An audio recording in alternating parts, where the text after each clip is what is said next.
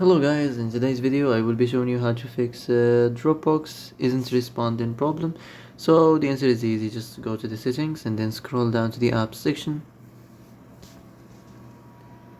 and then go to the search and search Dropbox,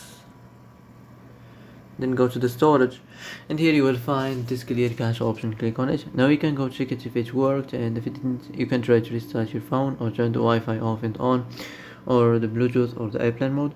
Also you can try to clear data, but be careful. If you clear data, all this application's data will be deleted. This includes all files, the settings, the accounts, the databases, etc. So be careful if you want to clear your data.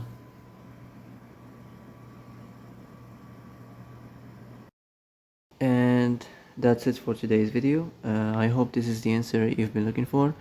If you like this video, don't forget to like and subscribe, and see you in the next video.